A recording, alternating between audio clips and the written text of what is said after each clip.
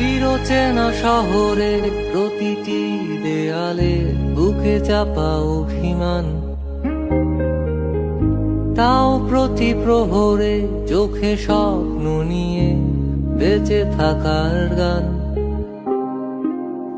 খুব বেশি না বোঝা আমার জীবনে কিছু বন্ধু নিয়ে, রাতের পরে দিন, দিনের পরে রাত, এই অভিযান। সন্ধ্যা নামার আগে ঘামে ভেজা শরীরে বাড়ি ফেরার তারা,